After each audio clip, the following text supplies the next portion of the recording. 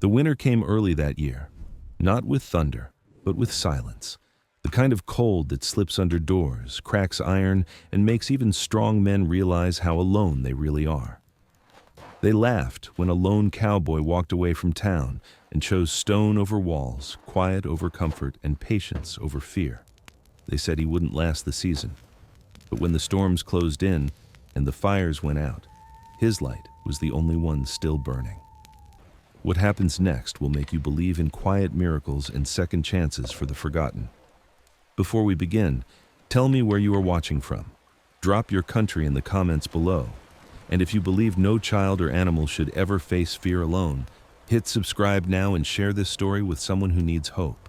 Sedona, Arizona sat under a hard winter sky that looked scrubbed clean by wind. The town was small, sun-bleached, and stubborn, built of rough timber, pale adobe, and the kind of red stone that never really cooled, even when the air did. On the day Caleb Holt rode in, the weather wasn't dramatic in the way storms were dramatic. It was worse, steady. A dry, cutting cold that climbed under a man's coat and stayed there, and a north wind that slipped through alleys and porch rails like it had business everywhere. Dust lifted in thin veils from the road and spun itself into little spirals that died as quickly as they formed.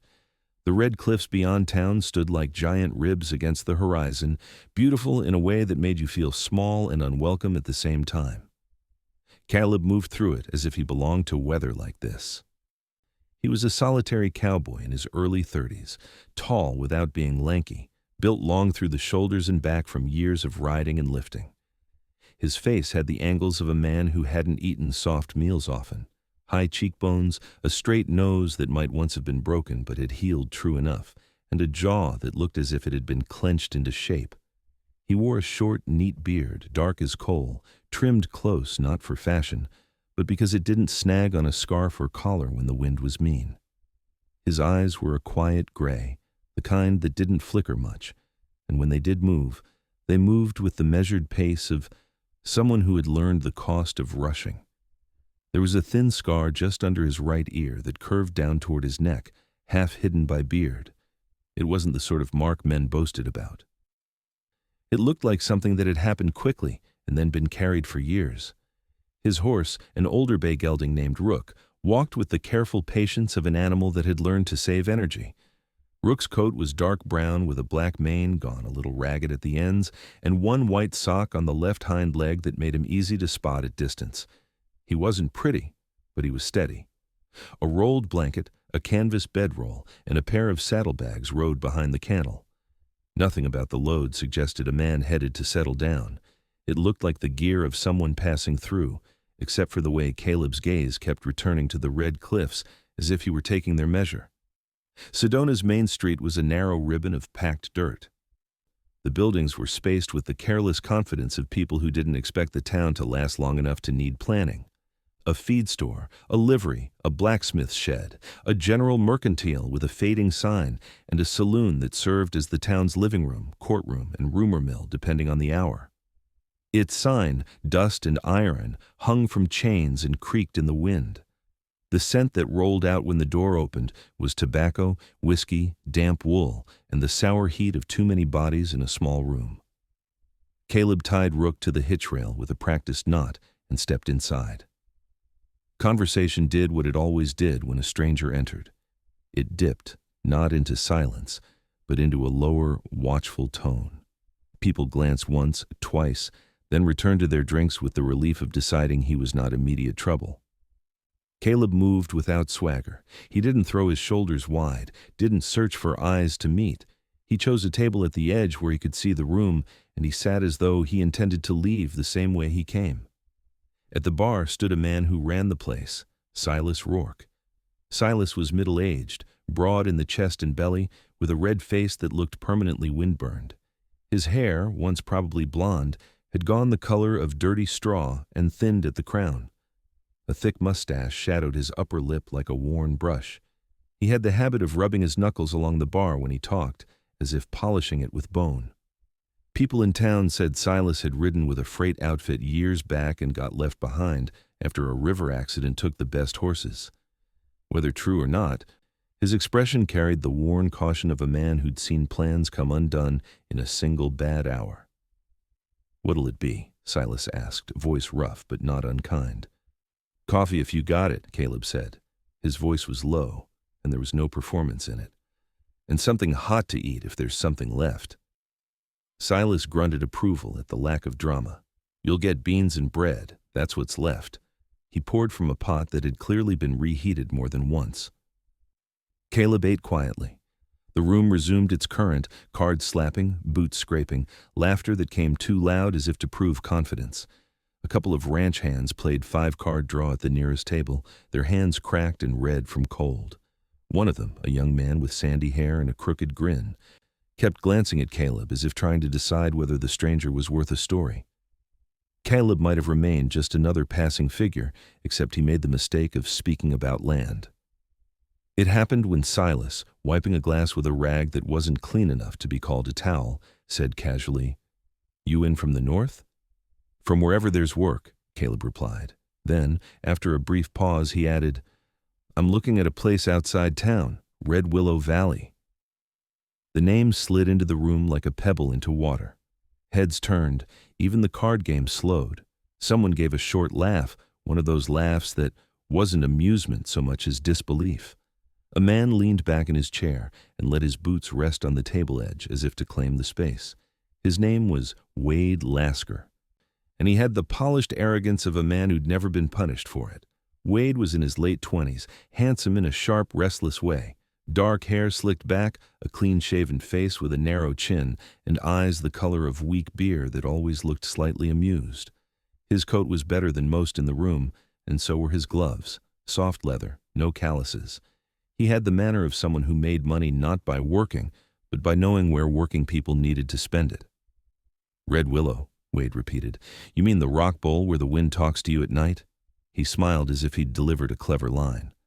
"That place don't want a man." Caleb didn't flinch. "It's sheltered," he said. "Stone breaks the wind. There's water." "Water," Wade echoed, dragging the word out. "Sure, a trickle if the ground feels generous." "And when the cold sets in, that trickle's a knife. You planning on sleeping on rock like a lizard?" A few men chuckled, not cruelly, but with the lazy confidence of people certain their common sense was a kind of wisdom. Caleb sipped his coffee. "I'm not sleeping on rock," he said. "I'm building against it." Silas lifted an eyebrow, interested now despite himself. "Building what?" "A low cabin," Caleb answered, "not out in the open. Inside the valley under the overhang. The stone's already a roofline if you place it right, and the air moves a certain way through that cut. Smoke'll pull if you're not foolish with it." That earned a louder laugh. Someone at the far end called out, "Smoke'll pull you into the ground, more like." Wade's grin widened. "Listen to you," he said, as if savoring the entertainment. "You got yourself a ghost valley and a rock roof. Next you'll be telling us you're planting tomatoes in January." Caleb's gaze finally lifted, meeting Wade's. It wasn't confrontational. It was the look of a man assessing distance and weight, like checking a fence line. "Not tomatoes," Caleb said, "but greens maybe, if the soil holds." That was the moment the room decided he was either a fool or a liar, and Sedona had no patience for either. The laughter rose again, and Caleb let it wash over him. He had been laughed at before. It didn't sting the way it would have when he was younger, before he learned that ridicule was often just fear wearing a grin. Still, there was a tightening at the back of his neck, the old reflex of a man who'd once trusted a crowd and paid for it. Years earlier, in a cattle drive, gone bad near the Pecos, Caleb had watched a friend follow a loud, confident plan straight into a river crossing that was deeper than it looked. The friend never came out. Caleb had dragged one man to shore and failed to reach the other. Since then, he measured everything twice: rivers, weather, people. He stood, leaving a couple coins on the table. Rook's reins creaked lightly as Caleb moved toward the door. "Hey," Silas called, not mocking now. "You got a name?" Caleb paused with his hand on the latch. "Holt," he said. "Caleb Holt." He stepped back into the cold. The wind met him like it had been waiting. He could hear the saloon's laughter behind him muffled by the door, and in front of him the red cliffs looked unchanged, silent, patient, indifferent. He walked to the hitch rail, untied Rook, and swung into the saddle in one smooth motion that suggested long practice and no showmanship. He turned the horse not toward the north road, not toward the livery, but toward the edge of town where the land began to rise. He hadn't gone far when a voice called from the boardwalk. "Mr. Holt." Caleb looked back. A woman stood outside the mercantile, half in shadow, half in weak winter sun. Her name, he would learn, was Elena Brooks. She was in her early 30s, neither tall nor small, built with the lean strength of someone used to carrying weight, books, water, responsibility. Her hair was dark brown, thick, and pinned into a practical twist at the back of her head, though wind had loosened a few strands that lifted around her face. Her skin had the warm tone of someone who worked outdoors but protected herself from the harshest sun. A faint dusting of freckles crossed her nose. She wore a coat that had been mended carefully at the elbow and gloves that fit snugly, the fingers stained slightly with ink as if she wrote often. Her eyes were a clear hazel, alert, not soft, and her expression carried an unusual combination of caution and curiosity. "I heard what you said," Elena continued. Her voice was steady, educated without being fancy. About Red Willow." Caleb waited. He wasn't good at small talk, and he didn't pretend to be. Elena stepped closer, hands tucked in her coat pockets. "People like Wade enjoy laughing," she said. "It makes them feel safe, but the valley, it's not just a story." "I don't believe stories," Caleb replied. "I didn't think you did." She studied him as if taking inventory, his worn gloves, the weather on his coat, the way he sat a horse like it was a natural extension of him. "If you're serious, you'll need more than stubbornness." Caleb's mouth twitched, not quite a smile, more like an acknowledgement. "I'm not short on stubbornness." Elena nodded once as if accepting a fact. "I sell seeds," she said, "and I keep maps, old ones, some drawn by people who knew this land before our fences did. If you're going out there to build under stone, you should know where the water actually runs." The wind gusted, pushing dust along the street. Rook flicked an ear. Caleb glanced toward the cliffs again, then back at Elena. "Why help me?" he asked. Elena's gaze didn't waver. "Because I've watched this town lose people to winters they thought they understood," she said quietly. "And because if you're wrong, you'll die alone out there. If you're right, it might change how the rest of us survive." Caleb sat still for a moment, feeling the weight of that. He had come to Sedona intending to disappear into the land, to build something that belonged to him and no one else. But the truth was, a man could be alone and still leave a ripple. Sometimes the ripple became a wave, whether he asked for it or not. "All right," Caleb said. "Show me what you got." Elena's shoulders eased slightly, as if she'd been holding her breath without realizing it. She turned toward the mercantile. Caleb followed at a slow walk, boots creaking, the wind tugging at the brim of his hat. Behind them, the saloon's noise faded, replaced by the quieter sounds of a working town, a hammer striking metal at the smithy, a mule braying, the soft rustle of paper as Elena unlocked the door to the store and stepped inside. In the red distance, beyond Sedona's last fence post, the land waited. Stone, water, wind, and whatever truth hid underneath the laughter. Elena Brooks closed the mercantile door against the wind, and the sudden quiet felt almost ceremonial. Inside, the air smelled of paper, dry herbs, lamp oil, and dust that had settled into the wood over decades. The shop was narrow but deep, its shelves uneven and bowed under the weight of books, seed tins, jars of nails, and folded cloth. Nothing was arranged for beauty, everything was arranged for reach. This was a place meant to be used, not admired. Caleb Holt removed his hat out of habit, though no one had asked him to. The gesture revealed hair dark with a trace of sunbrown at the edges, cut short enough to stay out of his eyes, but long enough to curl slightly at the nape of his neck. He stood near the door at first, posture relaxed but ready, as if he'd learned long ago not to give his back to unfamiliar rooms. Rook waited outside, reins looped over the hitch rail, patient as stone. Elena moved with practiced efficiency, lighting a lamp and setting it on a scarred table near the back. Up close, Caleb noticed the faint lines at the corners of her eyes, not age, exactly, but concentration.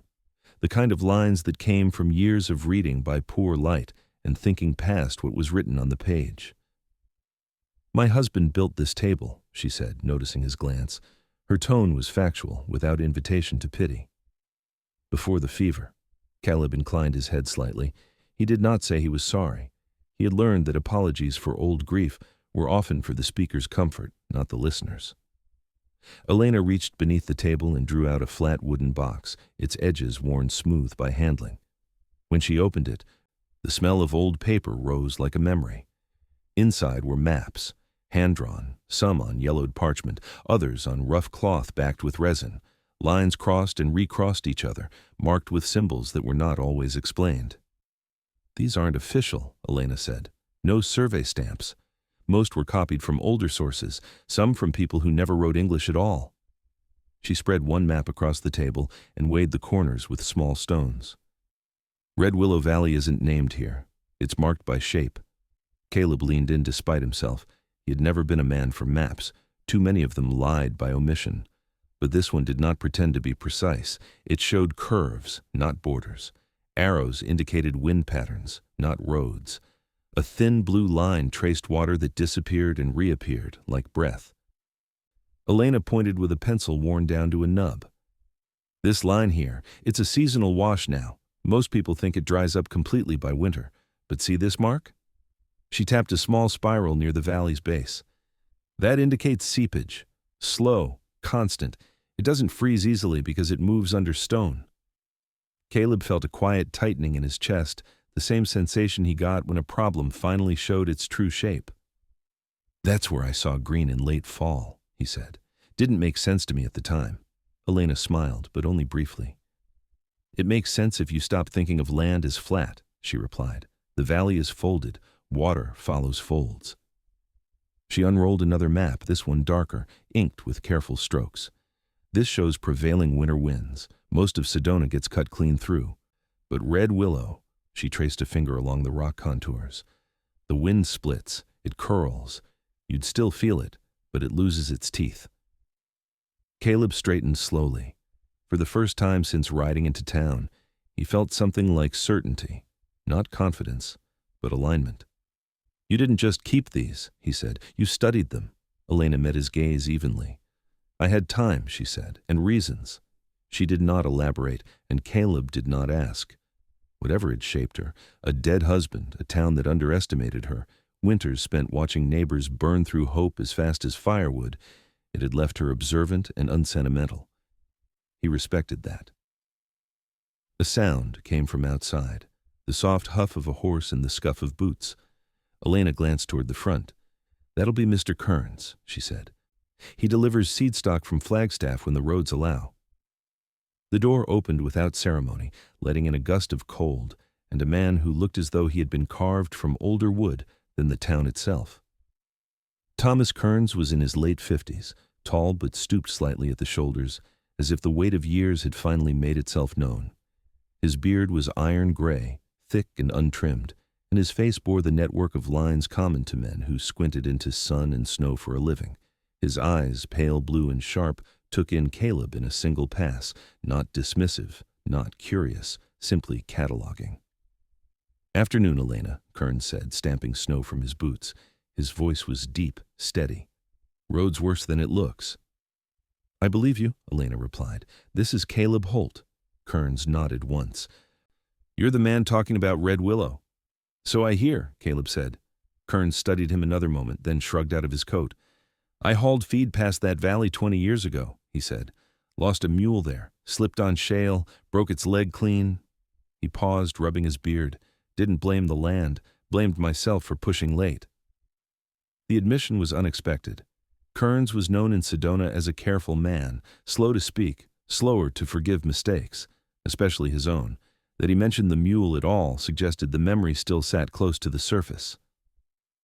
"You building out there?" Kearns asked. "I am," Kearns nodded again. "Stone remembers heat," he said.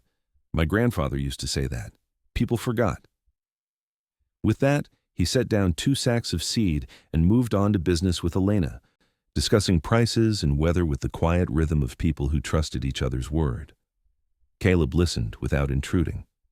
When Kearns left, the shop felt emptier but steadier somehow.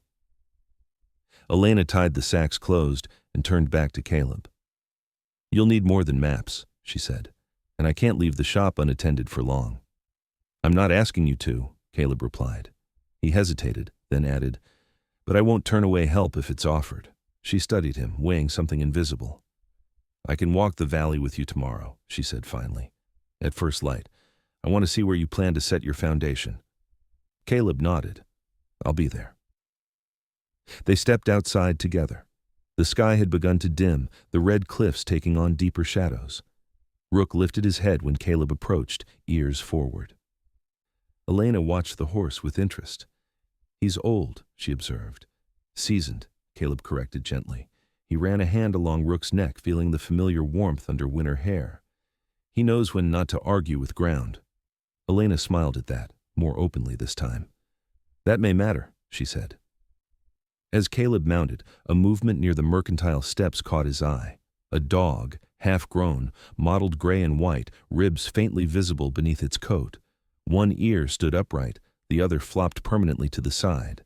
The dog watched him with solemn intensity, tail low but wagging once, uncertain.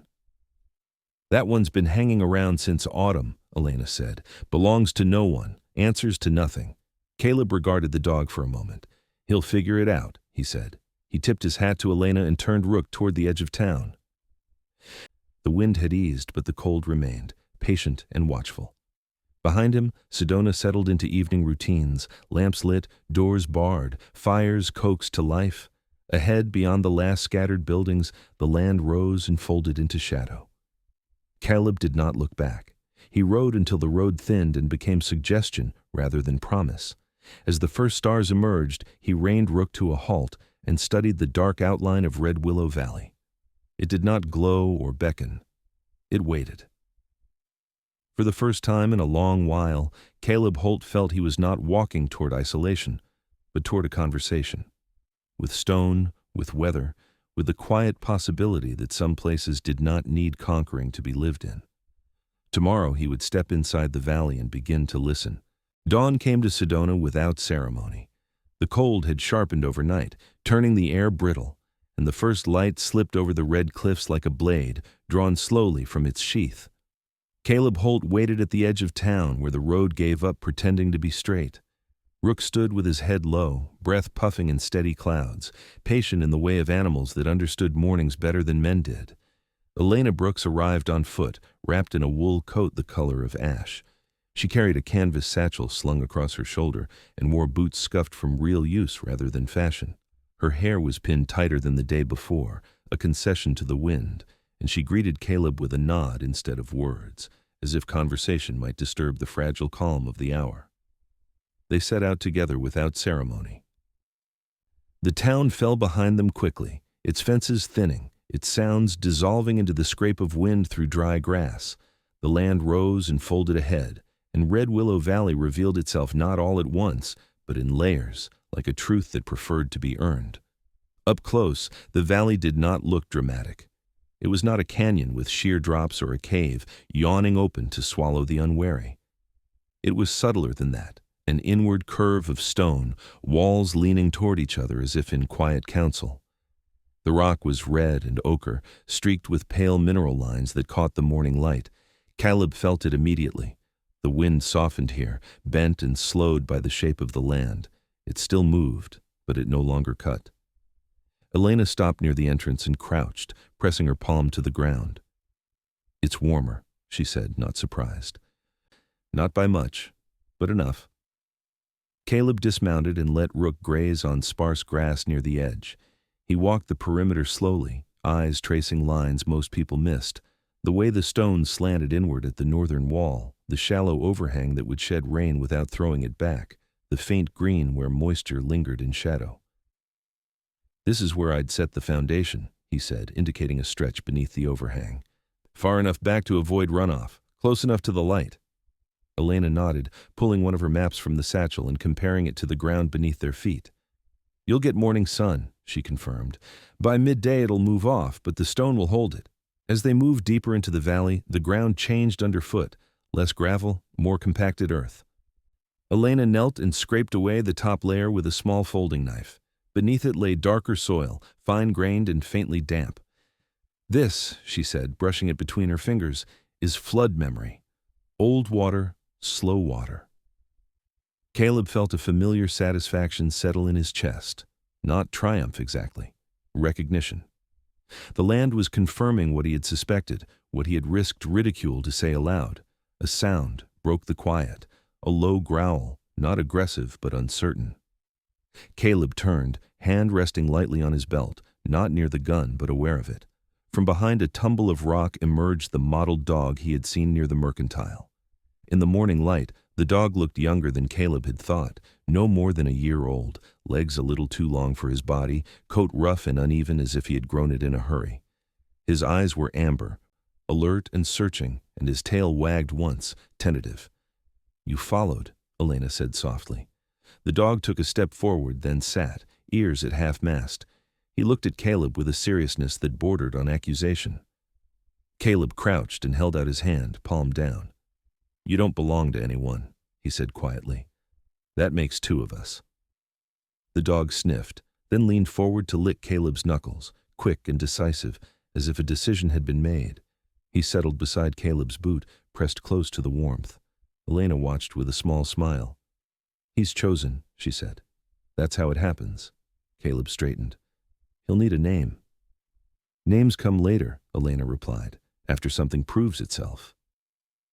They spent the morning walking the valley, marking places with small piles of stone, here for a windbreak, there for a path that would stay dry in rain. Elena pointed out where frost lingered longest, where snow would drift if it came. Caleb spoke little, but when he did, it was with the precision of someone used to building with consequences in mind. By mid-morning, another figure appeared at the valley's edge, silhouetted against the light. A man on horseback sitting stiff-backed as if posture were armor. As he approached, Caleb recognized him from town, Wade Lasker. Up close, Wade's confidence looked thinner, stretched tight over a frame that had not known much hard labor. His coat was clean, his boots polished. A faint scar cut through one eyebrow, the kind that came from a fight won quickly. "Well," Wade called, rein slack, "you didn't freeze overnight." Caleb met his gaze evenly. "Disappointed?" Wade smiled, but it didn't reach his eyes. "Curious," he corrected. "People are saying you've got plans, big ones." Elena stepped forward, posture calm but unyielding. "This land isn't for sale," she said, though no offer had been made. Wade's eyes flicked to her, then back to Caleb. "Never said it was, but land like this, sheltered, close to town, it attracts interest." "It attracts work," Caleb replied. "That's all." Wade laughed lightly, a sound without weight. "We'll see." He tipped his hat, turned his horse, and rode away without another word. The dog growled again, this time low and sure. "Easy," Caleb murmured, resting a hand on the dog's neck. "Not today." When Wade disappeared beyond the ridge, the valley seemed to exhale. Elena released a breath she hadn't realized she'd been holding. "He won't leave it alone," she said. "No," Caleb agreed, "but neither will I." They returned to the chosen site as the sun climbed. Caleb paced out dimensions, marking corners with care. "Low walls," he said, 8 feet at most. "I want heat to stay where people live, not drift up and vanish." Elena nodded, already thinking ahead. "And smoke?" "I'll run it sideways first," Caleb said. "Let the stone warm, then up where the rock cracks. I'll test it before I trust it." She studied him, eyes thoughtful. "You think like someone who's learned the price of mistakes." Caleb did not answer.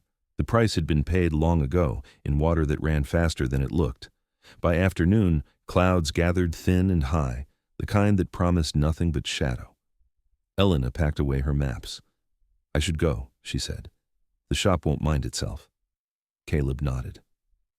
"Tomorrow I'll start hauling stone." "I'll bring seed," she said, "not to plant yet, just to remind you what this is for." They walked back toward the valley's mouth together.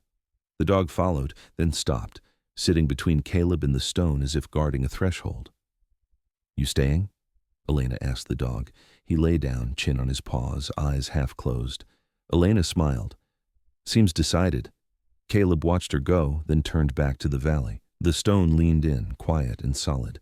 He felt the weight of the work ahead, weeks of hauling, fitting, testing, but beneath it, something steadier, the sense that the land was not resisting him. He set his pack down beneath the overhang and began clearing the ground, one careful motion at a time, as evening drew its long shadows across Red Willow. Caleb Holt woke before first light to a cold that felt thicker than the air itself. The stone above him held the night's chill, but it did not bite the way open ground did. He lay still for a moment beneath his blanket, listening. Wind moved along the upper ridge, audible but distant, like water running through a narrow channel. Inside the overhang, the sound softened, broken into harmless fragments. The dog lifted his head at the same time Caleb did, ears pricked, then settled again when nothing followed. Caleb sat up, joints stiff but willing, and took stock of what little he had laid out the night before. A pry bar, a mason's hammer, a length of rope, and the beginnings of a work rhythm he would have to invent as he went. Rook stood tethered a short distance away, his coat dusted with frost, dark eyes calm. The horse was older than most men would have chosen for this kind of work, but age had taught Rook something younger animals lacked, how to wait without wasting himself. The dog followed Caleb as he walked the site, nose low, tail loose. In daylight, the animal's condition was clearer, ribs faintly visible but not sharp, paws nicked and scarred from hard ground, teeth white and strong. He was built for endurance rather than speed. Caleb guessed him to be just past a year, old enough to survive alone, young enough to still choose company. "You'll earn your keep," Caleb said quietly, and the dog's tail thumped once against the ground, as if the terms were acceptable.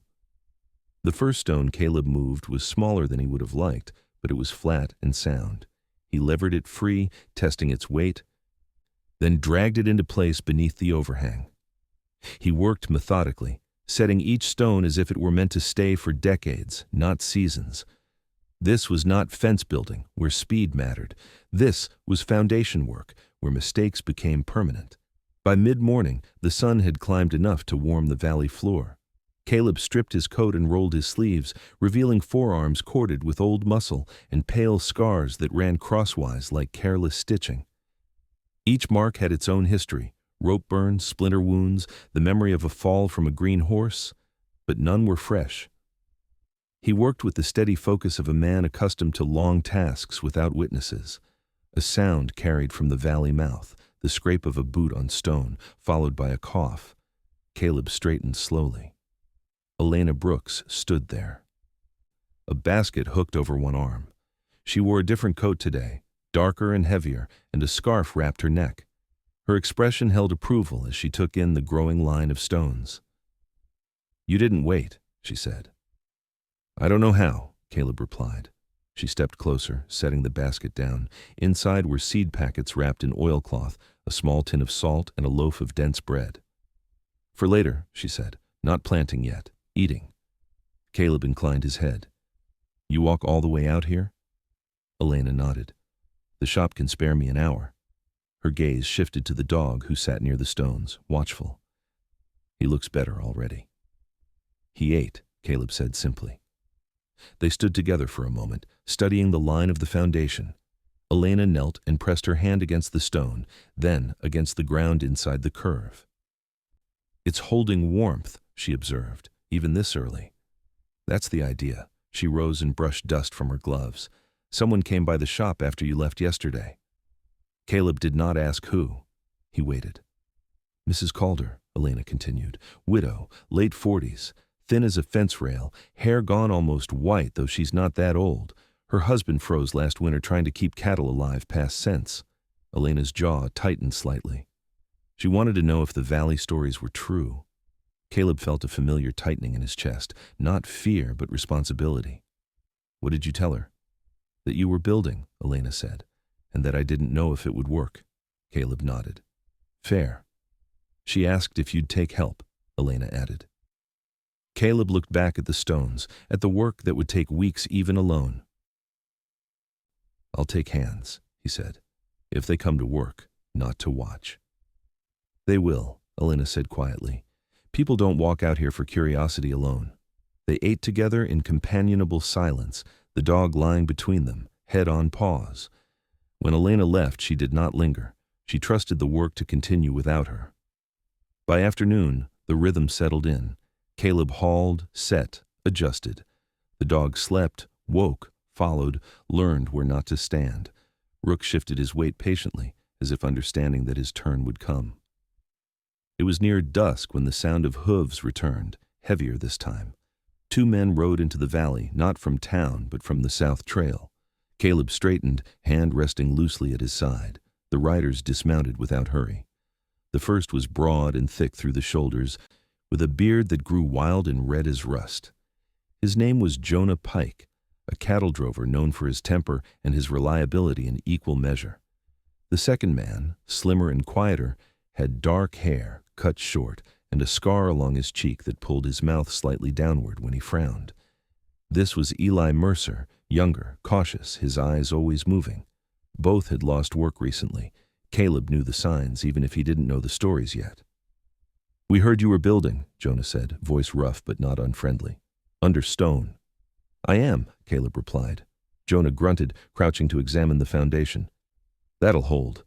Eli stayed back, arms crossed, studying the overhang, the ground, the way the wind moved. "Smoke'll be trouble," he said, "unless you're careful." "I will be," Caleb said. Jonah straightened, scratching his beard. "We're careful men," he said. "Don't talk much. Don't quit once we start." Caleb met his gaze. "I don't pay in coin," he said. "Not yet." Jonah shrugged. "Didn't ask for coin." They stayed until the light thinned and the shadows stretched long. Jonah lifted stone as if it were an argument to be settled by force. Eli measured, adjusted, corrected angles with quiet precision. The foundation grew faster with 3 sets of hands, but more importantly, it grew true. When they left, promising to return in the morning, the valley felt different, less empty, less entirely Caleb's. He sat by the stones as night settled, feeding a small fire he'd built farther back, testing how the smoke drifted. It moved sideways at first, then lifted along a natural seam in the rock, thin and obedient.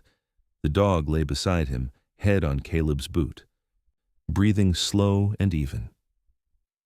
"This won't stay quiet," Caleb murmured to the stone, to the fire, to whatever listened. "But it'll stay standing." Above him, the rock held the heat of the day and gave it back without complaint. For now, that was enough.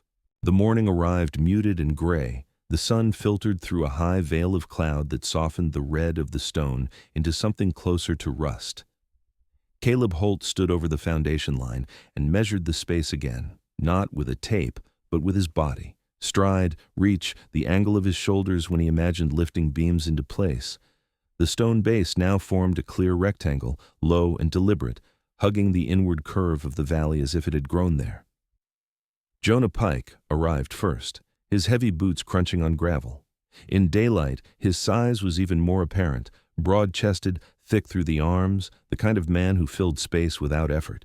His red beard was tied loosely with a strip of leather, more to keep it out of his mouth than for neatness. Years earlier, a cattle stampede had crushed his left hand. 2 fingers no longer bent correctly, but he had learned to compensate, gripping with palm and thumb, refusing to let injury turn into excuse. Eli Mercer followed, quieter as always. He carried a bundle of tools wrapped in canvas, laid them out carefully, and surveyed the foundation with a frown that deepened the scar on his cheek. Eli's wariness came from a different place than Jonah's strength. He had once helped build a cabin upriver that collapsed under snow because the owner rushed the roof. Eli had been inside when the first beam cracked. He still woke sometimes with the sound of splitting wood in his ears. "We're framing today," Caleb said, not asking, stating. Jonah grinned. "Good. Stone's fine, but wood's where you find out if a man can think ahead." They worked without wasted words. Caleb had felled and trimmed several pine logs upriver days earlier, floating them down in the slow water where the valley narrowed. Now, with rope and leverage, they rolled the logs into place. The dog, still unnamed, paced the perimeter, alert but learning, staying clear of swinging timber. His coat had lost some of its dullness. Regular meals were already changing him, filling out his lean frame. By mid-morning, Elena Brooks arrived with Mrs. Calder. The widow moved carefully, each step measured, as if she did not entirely trust ground to hold her. She was tall but slight, shoulders drawn inward by habit rather than weakness. Her hair, once dark, had faded to a pale gray white, worn in a tight braid down her back. Her eyes were sharp and restless, the eyes of someone who had learned to watch weather and men with equal attention. "I won't be in the way," Mrs. Calder said quickly, before anyone could object. "I just wanted to see." Elena set a hand briefly on her arm. "You won't be." Mrs. Calder watched the men lift the first wall log into place, her breath catching as it settled true. "My Henry always said roofs were promises," she murmured. "If you broke them, winter remembered." Caleb glanced at her, then back to the beam. "This one won't break," he said, not boastful, simply sure. The frame rose steadily, upright posts notched with care, crossbeams seated snugly. Caleb insisted on precision. When Jonah grew impatient, wanting to force a beam into a reluctant notch, Caleb stopped him with a raised hand. "Stone forgives less than men," Caleb said. "If it's wrong now, it stays wrong." Jonah snorted but adjusted, filing the notch until the beam slid home with a sound like a door closing gently. By afternoon, the outline of the cabin stood clear, walls low, deliberately so, meant to keep warmth close and reachable. Eli climbed onto the frame to check level, his movements cautious but confident. He lay flat on a beam, cheek pressed to wood, sighting along its length. "It'll carry weight," he said. "Snow, too, if you pitch it shallow." "That's the plan," Caleb replied. "The stone does the rest." The roof came next, and with it, the first real test of Caleb's idea. Instead of a steep angle to shed snow, he built it with a modest pitch, angled toward the rock face. Rough boards went up, then layers of split shakes, each overlapped carefully, the final edge tucked close beneath the stone overhang, not touching, but near enough to borrow shelter. Mrs. Calder watched, hands clasped tightly. "It feels wrong," she said softly. "Not fighting the sky." Elena shook her head. "It feels different," she corrected. "That's not the same thing." As the sun dipped lower, clouds thickened, and the first flakes of early snow drifted down, hesitant and light. Jonah laughed, holding out his hand to catch one. "Winter's early," he said. "Always is when you're not ready." Caleb looked up at the roof, then at the stone above it. "We're ready enough," he said. They lit a fire inside the frame as evening closed in, small and controlled, meant not for heat but for testing. Smoke rose, hesitated, then slid sideways along the roofline before lifting into the seam in the rock exactly as Caleb had hoped. The valley carried it away in a thin ribbon. Eli exhaled slowly. "That'll work," he said, sounding surprised despite himself. Mrs. Calder pressed a hand to her mouth, eyes shining. Henry would have wanted to see this. The snow continued, gentle but persistent. Elena pulled her coat tighter. "We should go," she said, "before it thickens." Mrs. Calder lingered a moment longer, then turned to Caleb. "If you need hands," she said, voice steady now, "I can cook, clean, keep records. I won't be useless." Caleb met her gaze. "No one is," he said. "Come tomorrow." She nodded, a decision settling in her shoulders. As they left, the dog followed them part way, then stopped at the edge of the foundation, sitting squarely as if guarding it. When Caleb called softly, he did not move. "You've chosen," Caleb said, not unkindly. He returned to the cabin as night deepened, feeding the fire carefully. The roof held. Snow slid and gathered harmlessly beyond the stone's reach. Inside, the air stayed calm. Caleb sat on a crate, listening to the valley breathe. The shape of the roof was right, not defiant, not submissive, just honest. Snow came in earnest the night after the roof was finished. Not the dramatic kind that fell in blinding sheets, but a steady, patient snowfall that erased edges and filled silence. By morning, Red Willow Valley wore a thin white skin, the stone softened but not hidden, the inward curve of the land catching and holding what the open ground beyond could not. Caleb Holt woke to a different kind of quiet. The fire he had banked the night before had burned down to a deep bed of coals, and the air inside the cabin frame felt held rather than invaded. He sat up slowly, testing the space with his senses the way some men tested weather with their bones. The cold was there, but it had no urgency. It did not claw. The dog slept near the fire pit, curled tightly, tail tucked over his nose. In sleep, he looked younger, ears twitching at sounds only he heard, paws flexing as if running. His coat had grown thicker in the short time he'd stayed, the mottled gray and white now carrying a faint sheen. Caleb watched him for a moment, then rose and fed the fire with care, not wanting to shock the stone with sudden heat. Outside, Jonah Pike's laughter carried faintly, rough and good-natured. Caleb stepped out to find Jonah and Eli already at work, clearing snow from around the foundation edges. Jonah moved with broad, confident strokes, shovel biting deep. Eli worked more precisely, clearing channels where meltwater would later need to run free. "You feel it?" Jonah called. "Colder out here than it ought to be." Caleb nodded. "Inside feels different," Jonah grinned. "That's what I like to hear." Elena arrived mid-morning, boots crunching over snow, a bundle tucked under her arm. Behind her came Mrs. Calder, wrapped in layers, her movements slower but determined. She carried a ledger pressed to her chest like something fragile. "I brought straw," Elena said, untying the bundle, "for insulation between inner walls, and seeds, but those can wait." Mrs. Calder hovered near the doorway, eyes tracing the roofline, the stone, the way the snow slid and gathered harmlessly away from the entrance. "It's quiet," she said. "Not dead quiet, resting quiet." "That's the stone," Caleb replied. "It takes the sharpness out of things." They began the next phase of work, closing in the interior, laying a secondary wall of lighter wood to trap warmth, packing straw between layers. Mrs. Calder proved useful immediately, her hands steady and practiced. She measured, recorded, noted how much straw went where, how the temperature felt at different hours. Loss had sharpened her attention. She wasted nothing now, least of all effort. Near midday, another figure appeared at the valley's mouth. He did not ride in boldly like Wade Lasker had days earlier. He came on foot, leading a mule loaded with crates. The man was lean, older than Caleb by a decade perhaps, with a narrow face and eyes set deep under a brow that seemed permanently furrowed. His beard was dark but streaked with gray, trimmed close. His name, when he introduced himself, was Samuel Price.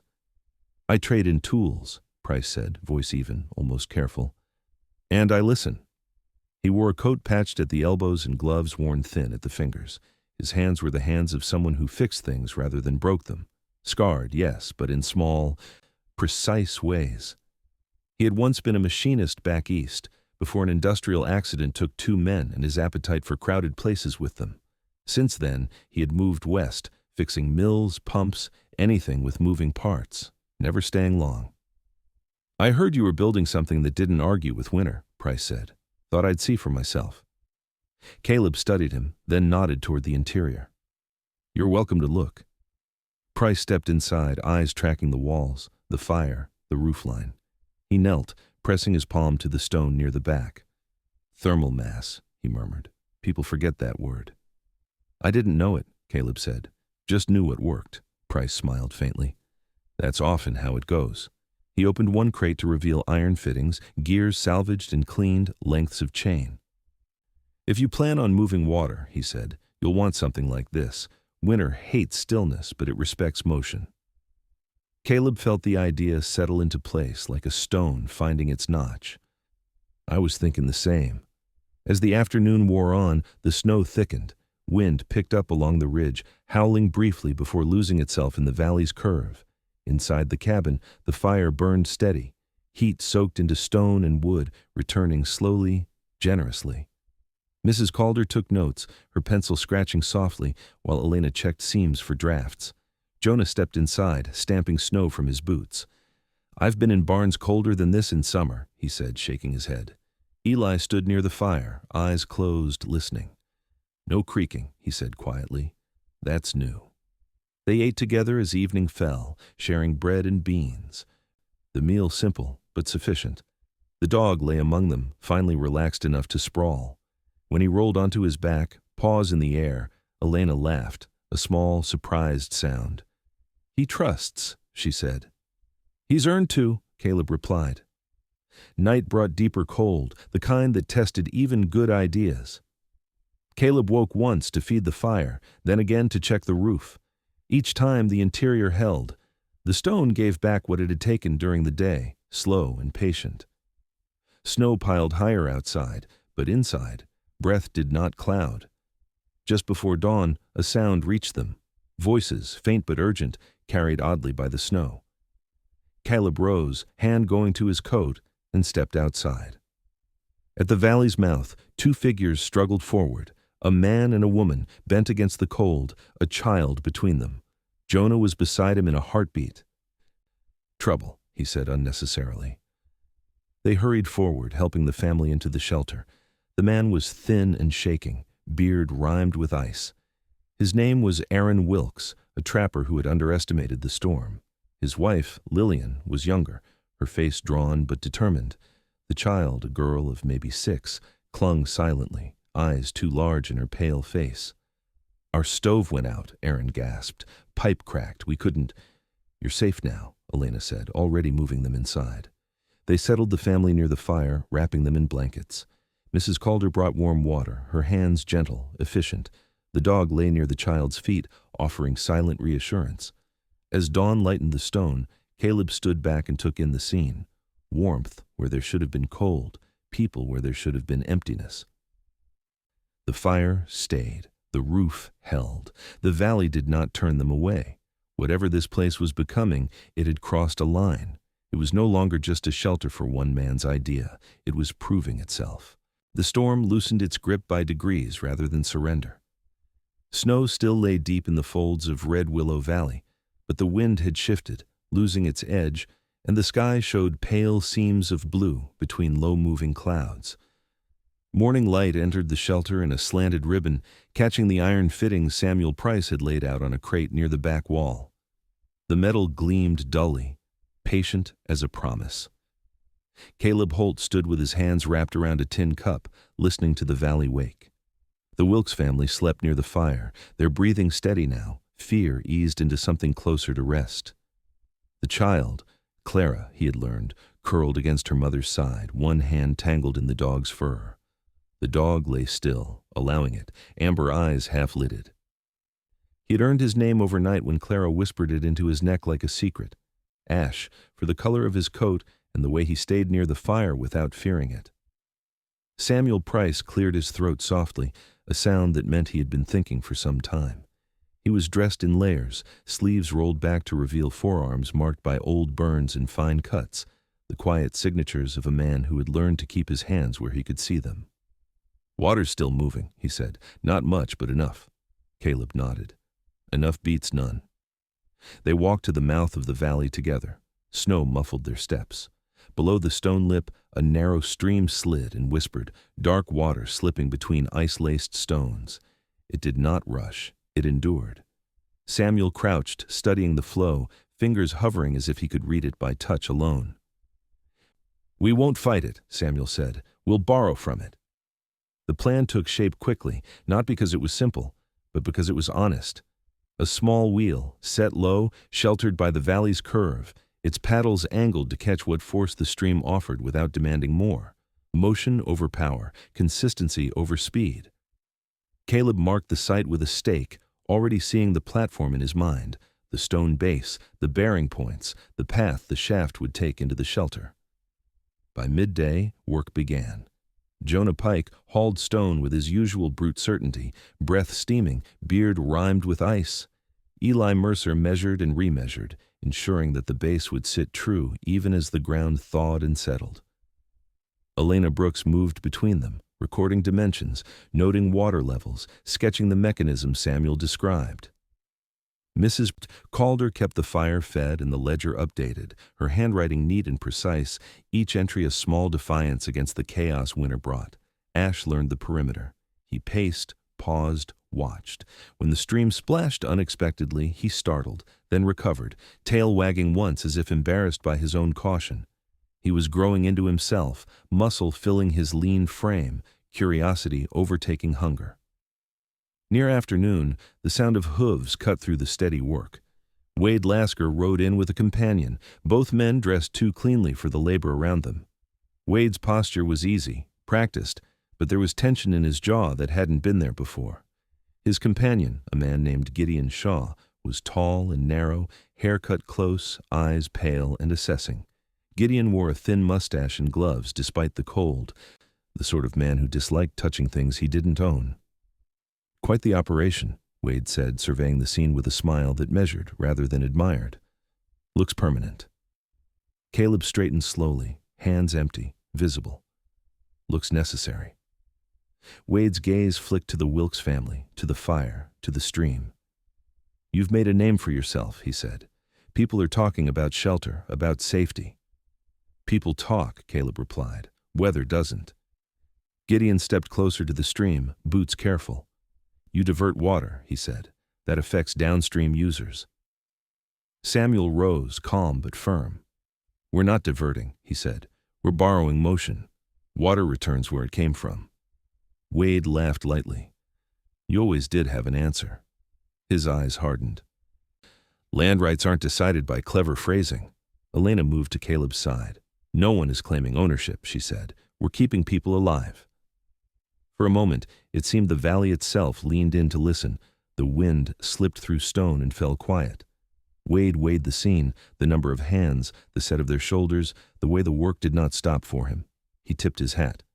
Enjoy your winter, he said. It's not over. When he rode away, Gideon following, Jonah spat into the snow. That one smells trouble, he said. Trouble comes whether it's invited or not, Caleb replied. We'll be ready. They worked until light thinned and the stream's voice deepened with evening cold. The wheel took form, modest, stout, its paddles fitted with care. Samuel guided the final adjustments, tapping bearings into place with a precision born of years repairing other men's haste. Moment of truth, he said quietly. They released the brake. The wheel hesitated, then turned. Slow, sure. The paddles caught, let go, caught again. The shaft moved, iron whispering against wood. Motion traveled inward, modest but relentless.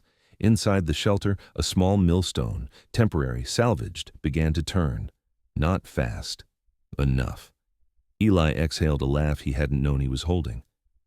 Mrs. Calder pressed her ledger to her chest. Elena's eyes shone, not with triumph, but with relief. Ash barked once, surprised, then sat head tilted as if committing the sound to memory. Night fell, the temperature dropped, the wheel kept turning. Just before midnight, the valley received another knock at its threshold. Two men appeared, half carried by the dark, frost-bitten and exhausted. One was Thomas Reddick, a survey hand known for his blunt honesty, his beard matted with ice, fingers numb. The other, younger, called Luke, said little, eyes hollow with cold. Their camp stove had failed. They had followed rumor and light. They were welcomed without debate. Blankets, water, a place by the fire. The wheel turned. The fire stayed. Later, when sleep settled unevenly, Caleb sat near the stream, listening to the wheel's patient rhythm. Elena joined him, her breath clouding faintly. You've crossed a line, she said softly, from shelter to system. Caleb watched the water pass. Systems don't belong to anyone, he said. They either work or they don't. Elena smiled. This one does. As dawn threatened the dark, Red Willow Valley held its quiet promise. Motion in the cold, shared and steady, refusing to stop. Spring did not arrive all at once in Red Willow Valley. It came the way truth often did, quietly, in increments small enough to be missed by anyone not paying attention. The snow thinned first along the stone faces, retreating into shadows that shortened by the day. The stream widened its voice, still cold but no longer brittle, and the wheel answered with a steadier, more confident turn. Motion had become habit. Caleb Holt woke to birdsong for the first time since winter had tightened its grip. He lay still beneath his blanket, listening, the stone above him no longer cold but cool in a way that promised balance. Ash lifted his head at the sound and thumped his tail once, older now in the way dogs aged quickly when given purpose. His coat had filled out, the mottled gray carrying a warmer sheen, and his eyes had lost their edge of constant watchfulness. He had chosen this place, and the place had chosen him back. Outside, the valley was already alive with quiet labor. Jonah Pike split kindling with measured blows, his red beard braided tighter now that the worst of winter had passed. Eli Mercer adjusted a wooden chute near the wheel, his movements calm and sure. The fear that had once lived behind his eyes, the memory of collapsing wood, had loosened its hold. He trusted this structure because he had watched it endure. Elena Brooks sat at the rough table near the shelter's entrance, writing. Her hair was pinned loosely today, strands catching the light, and the lines at her eyes had softened, not erased but gentled by sleep and shared responsibility. She had become the keeper of the system's memory, translating practice into knowledge, knowledge into plans others could follow. Beside her, Mrs. Calder reviewed the ledger, lips moving as she tallied supplies, her posture straighter than it had been when she first arrived. Grief had not left her, but it no longer bent her double. Near the stream, Samuel Price knelt to oil a bearing, fingers moving with reverent precision. He had stayed longer than he ever meant to, drawn not by comfort, but by coherence. Machines behaved here. They made sense. The valley did not ask him to fix chaos, it asked him to maintain rhythm. Caleb stepped into the morning and took it in without hurry. He was not the center of this place, and that was the point. He moved among the others, checking, listening, adjusting where needed. When he reached the wheel, he rested a hand on the turning shaft and felt the quiet insistence of motion pass through him. By midday, visitors arrived, not in crisis now, but in curiosity. Families from Sedona walked the path into the valley, children wide-eyed at the sight of water-turning wood, of smoke rising where it was meant to, of green pushing up from beds cut into stone-warmed earth. Elena guided them gently, explaining without spectacle. Mrs. Calder demonstrated how the straw insulation was layered, how records mattered as much as nails. One man hung back near the entrance, hat in hand. He was middle-aged, broad but careful in his movements, beard dark and trimmed close. His name was Harold Finch, a carpenter whose workshop had burned the previous autumn, leaving him cautious to the point of paralysis. He studied the roofline, the angle where wood met stone. "You didn't fight the load," he said quietly. "You let it pass." Caleb nodded. "Stone carries what it wants to carry." Finch swallowed, eyes bright. "Would you—" He stopped, cleared his throat. "Would you show me how you cut those joints?" Caleb did not answer immediately. He looked at the valley, at the people who had gathered, at the way Ash sat near the path, content to watch. "I'll show you," he said. "You'll do the work." Finch nodded, relief and resolve settling together. Late afternoon brought a final test, one no one had planned. Clouds rolled in fast from the west, thick and dark, and the temperature dropped sharply. Wind rushed the upper ridge, howling like an old argument that refused to stay buried. Those who had come to observe lingered uneasily. Caleb did not rush. He watched the stone, the roof, the stream. He felt the pattern hold. When the first gust hit the valley, it broke and softened, scattered by the inward curve. The fire was fed, not flared. The wheel turned, not faster, not slower. Children huddled, then relaxed as nothing gave way. The storm passed in an hour, leaving rain rather than snow, and the ground drank it in without protest. When sunlight returned, it did so cleanly, illuminating a place that had proven itself one more time. That evening, as people filtered back toward town, Wade Lasker appeared at the valley's edge, alone this time. His coat was less immaculate, his smile thinner. He did not dismount. "You've made something," he said, not accusing, not admiring. "People will want it." Caleb met his gaze. "People already have it," he said. "It's not mine to sell." Wade studied him for a long moment, then nodded once. "Be careful," he said, and turned away. Night settled gently. The Wilkes family, recovered and grateful, prepared to return home at first light with plans and confidence they had not carried into winter. Thomas Reddick and Luke had already left weeks earlier, spreading word not of miracle, but of method. Caleb sat on a stone near the fire, Elena beside him. Ash lay at their feet, head on his paws, eyes half closed. "You never meant to build a refuge," Elena said softly. "Did you?" Caleb considered. "I meant to build something that wouldn't lie to me," he said. "Turns out that's enough for other people too," she smiled. "What will you do now?" He looked at the valley, the wheel turning, the beds greening, the stone holding warmth even as the night cooled. "Keep listening," he said. "Keep it honest." Elena reached for his hand, not urgently, not possessively. He took it without surprise. When the fire burned low and stars filled the narrow strip of sky above the stone, Red Willow Valley breathed as it always had. But now it breathed with people inside it, with motion that did not demand, with shelter that did not exclude. The place did not belong to them. They belonged to it, and in that belonging, they had found a way through winter and beyond. Sometimes miracles don't arrive with thunder or blinding light. Sometimes they come quietly, shaped like patience, kindness, and the courage to care when it would be easier to turn away. This story reminds us that God often works through ordinary hands and steady hearts, through people who choose compassion over fear, who build instead of abandon, who leave room for others when the world feels cold. In our daily lives, we may not face storms of snow or stone, but we all face moments where someone nearby needs shelter, understanding, or hope. If this story moved you, let it move you to act. Be the calm in someone's winter, the warmth in someone's long night. Share this message with someone who needs reassurance today. Leave a comment about what this story meant to you or where you're watching from. And subscribe to the channel so we can keep sharing stories that heal and restore faith. May God bless you, protect you, and guide your steps. May He watch over your family, your children, and every creature under your care. And may peace find you wherever you are watching from.